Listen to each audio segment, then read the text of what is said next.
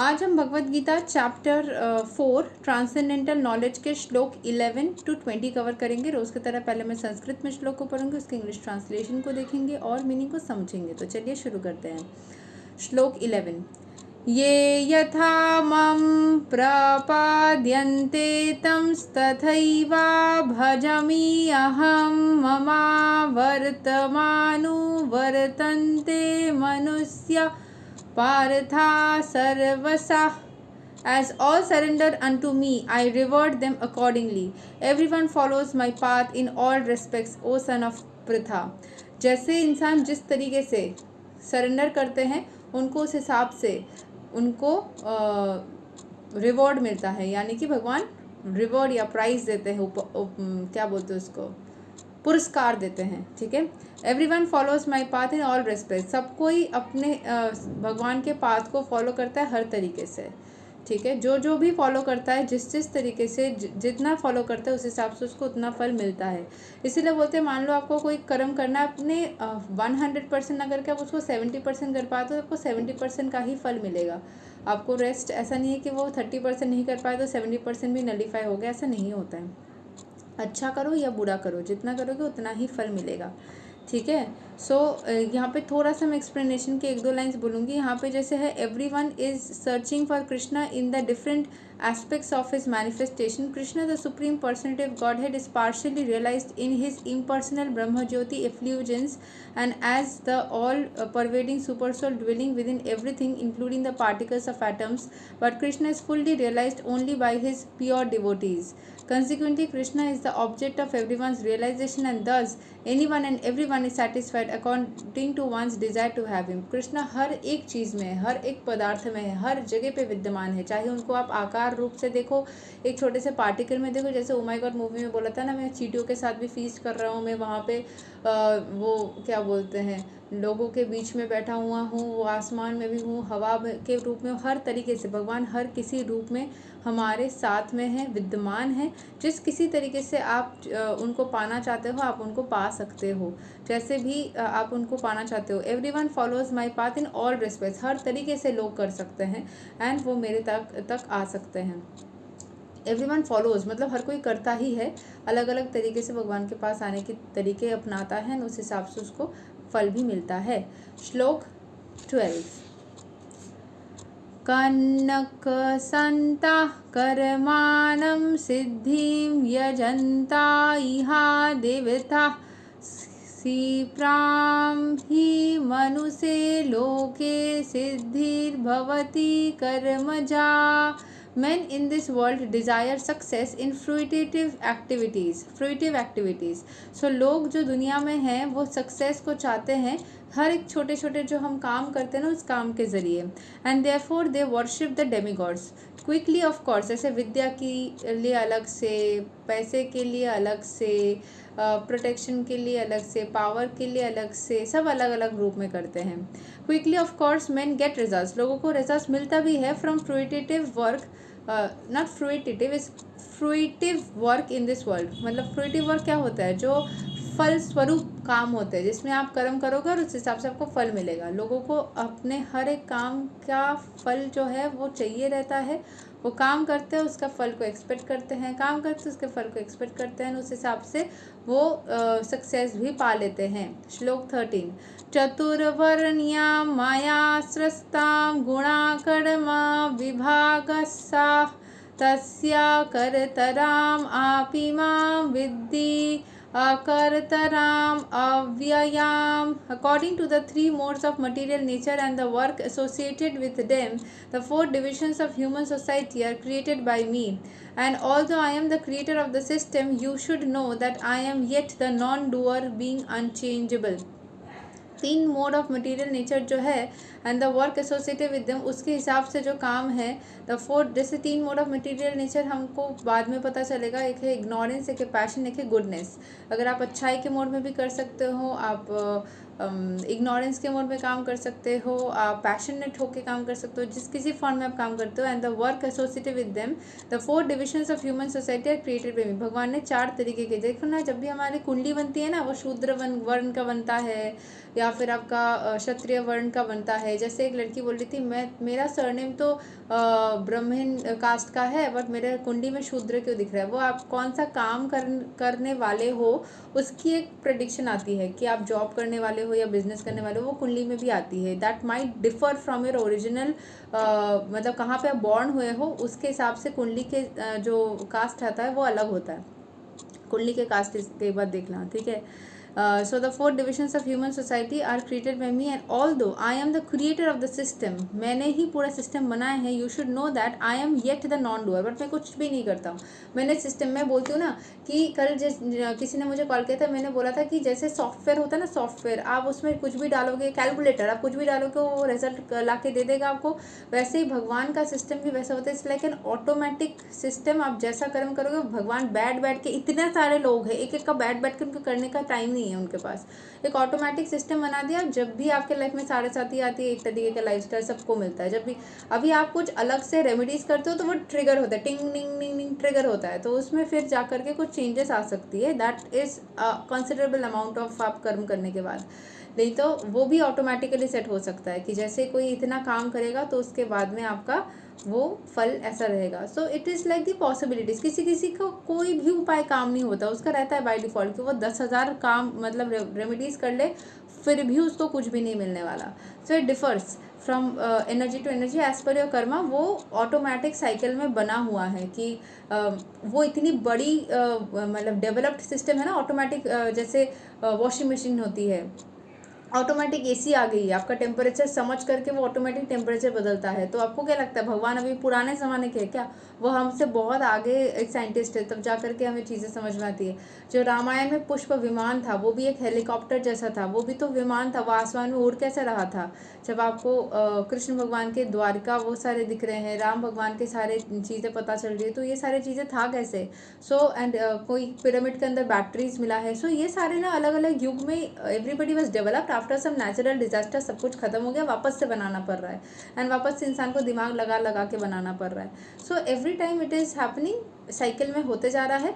But सब चीज़ें जो है वो दुनिया में भगवान जो बोलते हैं ना भगवान कर रहे हैं, नहीं, भगवान ने वो ऑटोमेटिक सॉफ्टवेयर बना दिया है। वो जैसे ही आपका टेम्परेचर आता है वो एसी बढ़ जाता है, कम हो जाता है, वैसे आप जैसे ही वो फेज़ में आते हो वो वैसा टाइप का कर्म करते हो, उसके बाद ऑटोमेटिकली वो हो जाता है। भगवान के पास टाइम नहीं है बैठ करके देखे कि ये मिस्टर ए ने क्या किया, ये मिस बी ने क्या किया, ऐसा करके उनके पास टाइम नहीं है। ऑटोमेटिकली होता है, एवरीथिंग इज़ ऑटोमेटेड। ठीक है, इस चीज़ को समझ लेना। वो अभी जैसे उन्होंने बोल दिया मैंने सब कुछ क्रिएट तो किया है, but I am non doer and being unchangeable. मैं कुछ चेंज नहीं कर सकता, मैं कुछ करता भी नहीं हूँ, सब ऑटोमेटिक होता है। बस स्टार्टिंग पॉइंट में बना दिया था सिस्टम को। ठीक है, नाउ श्लोक 14। बहुत बार देखोगे जैसे ड्राइंग होती है ना, ड्राइंग जो लोग पेंटिंग करते हैं उसमें एक पॉइंट ऑफ पेंट डालोगे, पानी थोड़ा अपने आप फैल जाता है, अपने आप वो पूरा ले लेता है शेप। इस तरह दूसरा साइड डालोगे वो ऑटोमेटिक बना लेता है, तीसरा ऑटोमेटिक बना लेता है, वो ऑटोमेटिक ही हो जाता है। ठीक है, श्लोक 14।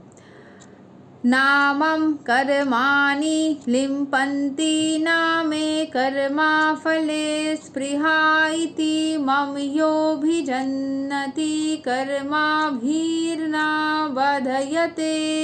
देर is no work that affects me. कोई भी काम मुझे अफेक्ट नहीं करता। Not do I aspire for the fruits of action. मुझे भी मेरे किसी काम के हिसाब से फल मिलेगा, ये मेंटालिटी मेरी नहीं है, भगवान बोल रहे हैं।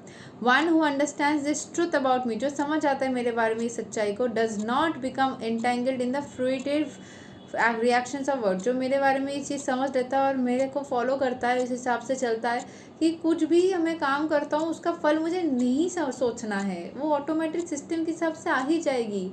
हाथ कट गई है तो उसमें बोरोलिन लगाओगे तो वो ठीक हो ही जाएगी। अगर पेट में आपका गैस हो रहा है, आप पानी पियोगे, आप पफ्ड राइस लोगे तो वो ठीक हो ही जाएगी, वो ऑटोमेटेड है। जब बहुत बिगड़ा हुआ है वो चीज़ तो बात तो अलग है, तब वो फिर ट्रीटमेंट करनी पड़ेगी, बट ऑटोमेटेड है, हर किसी का ही काम करता है। जो इस चीज़ को समझ लेगा और एस्पायर नहीं करेगा किसी भी काम के एक्शन क्या होगा, रिजल्ट्स क्या होगा, सब नहीं सोचेगा, वो एंटेंगल्ड नहीं होगा। ठीक है। सो क्या बोलते हैं उसके कभी भी चीज़ का वो बोलते हैं ना कब फल मिलेगा कब फल मिलेगा, इस एंटेंगलमेंट में वो नहीं रहेगा। जब आपको फल नहीं चाहिए होगा, आपको फ़र्क ही नहीं पड़ेगा, तब ऑटोमेटिकली चीज़ें मिलनी स्टार्ट हो जाएगी। बट ऑटोमेटिकली मिल भी रही है कि नहीं वो भी आपको ध्यान नहीं रहेगा। ठीक है। सो बहुत इंटरेस्टिंग है। श्लोक 15। ईवां जनध्वा ज्ञानत्वा कृतां कर्मा पूर्वैर आपि मुमुक्षुभिः कुरु कर्मैवा तस्मात् त्वं पूर्वै पूर्वतरां कृताम्. All the liberated souls in ancient times acted with this understanding of my transcendental nature. Therefore you should perform your duty following in their footsteps. सारे जो लोग मुक्त हुए हैं, जितने भी मुक्त सोल्स है, उनको इसी को चीज़ को करके ही मुक्ति मिली है। ठीक है। वो एंशियंट टाइम पे इन एंशियंट टाइम्स उन्होंने यही चीज़ को किया था, उसी चीज़ को तुमको भी करना चाहिए, उसी तरीके से तुम्हें भी अपना ड्यूटीज़ फॉलो करना चाहिए। Therefore you should perform your duty, अपना काम करो उनके जैसा ही। श्लोक 16। किम कर्मा किम अकर्मेति कवयोपै आत्रा मोहिता तत्ते कर्मा प्रवक्ष्यामि यज्ञात्वा मोक्ष्यसे शुभात्. Even the intelligent are bewildered in determining what is action and what is inaction. जो इंटेलिजेंट है उनको भी कभी कभी समझ में नहीं आता क्या एक्शन है क्या इनएक्शन है। मतलब कभी कभी कुछ ना करना भी बहुत बड़ा एक्शन होता है। पता है वो एक ऐड आया था, उसमें दिखाया था कि एक लड़का खड़ा हुआ है, कोई कैडबरी का ऐड था, वो खड़ा हुआ है और कुछ भी उसने मूवमेंट नहीं की और सामने से कुछ तो गाड़ी आके गुजर गया। सामने वाला बोला थैंक यू कुछ भी ना करने के लिए। वो आगे निकलता तो शायद मतलब कुछ गिर जाता उसके ऊपर। ठीक है। सो कभी कभी ना कुछ ना करना भी बहुत बड़ा एक्शन होता है जो हमें समझ में नहीं आती। Now I shall explain to you what action is knowing which you shall be liberated from all misfortune. क्या एक्शन है या क्या करना चाहिए वो भगवान अभी बोलेंगे, जिससे कि सारे मिसफॉर्चून दूर हो जाएगा. श्लोक 17. कर्मणो हि आपि बोद्धव्यं च विकर्मणा अकर्मणश्च बोद्धव्यं गहना कर्मणो गति. The intricacies of action are very hard to understand. ठीक है। क्या मतलब एक्शन कैसे करना चाहिए और उसके फल कैसे होंगे, ये बहुत डिफिकल्ट है अंडरस्टैंड करना. Therefore one should know properly what action is, what forbidden action is and what inaction is.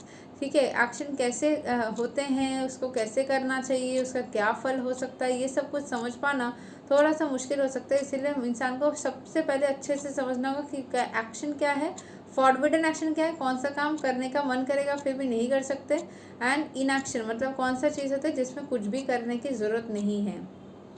ठीक है। अनऑथोराइज्ड एक्शन बहुत सारे होते हैं. देखो एक्शन तो एक होता है जैसे भगवान का नाम लेना, सही बिलीफ सिस्टम रखना, ये हो गया एक्शन. इन एक्शन मतलब कभी कभी हमें कुछ सिचुएशन आता है लाइफ में, उस टाइम धैर्य रखना होता है. We should not take any action in that situation, we should stay calm and quiet. And unauthorised actions कैसे होते हैं, जैसे कि जब डिफ़िकल्ट टाइम आए तो आपने सामने वाले को कुछ नेगेटिव बोल दिया या फिर आपने कुछ नेगेटिव करने को सोच लिया, वो सारे अनऑथोराइज्ड एक्शंस हैं जो करनी नहीं चाहिए. श्लोक 18. कर्मणि अकर्माय पश्येद अकर्मणि च कर्माय सा बुद्धिमान मनुष्यसु सा युक्ता कृत्रा कर्माकृत. One who sees inaction in action, जो एक्शन में भी इनएक्शन को देख लेते हैं. अनएक्शन मतलब कुछ ना करने में भी करना और करने में कुछ ना करना. कुछ कुछ काम हम करते हैं जो बेकार टाइम वेस्ट होता है, जैसे किसी के बारे में चुगली करना, किसी के बारे में नेगेटिव सोचना, नेगेटिव अफर्मेशन देना, हाय मेरी ज़िंदगी हो मेरी ज़िंदगी, ये सारे चीज़ें ना जो आप एक्शन कर रहे हो वो एक्चुअली बेकार एक्शन है, उसकी कोई ज़रूरत नहीं है. जो ये चीज़ को समझ पाता है is intelligent among man and he is the transcendental position, वो सही पोजिशन में है. Although engaged in all sorts of activities. ठीक है. सो वो सारे चीज़ों में ना एकदम क्या बोलते हैं, हर एक्टिविटीज़ में उसकी पोजीशन बहुत हाई होती है. श्लोक 19. यस्या सर्वे समारभा कमा संकल्पा वर्जिता ज्ञानाग्नि दग्धा कर्मणां तम अहो पंडितां Buddha. One is understood to be in full knowledge, whose every endeavor is devoid of desire of sense gratification. वो सही knowledge में है जिसकी हर एक काम में अपना फायदा वो नहीं देखता है. He is said by sages to be a worker for whom the reactions of work have been burned up to the fire of perfect knowledge. जिसने वो he is said by the sages to be a worker, उसको साधु संत ने एक कर्मी बोला है. For home, जिसके लिए द रिएक्शंस ऑफ वर्क के जो रिएक्शंस होते हैं हैव बीन बर्न आउट, उसने रिएक्शंस को बर्न कर दिया by the fire of perfect knowledge ला करके कोई भी काम के रिएक्शन वो नहीं उससे निकलता या फिर वो उसके कोई फल को एक्सपेक्ट नहीं करता. जैसे तुमको आकर के कोई नेगेटिव बातें बोल के जाओ तुम चुप रहो, ठीक है.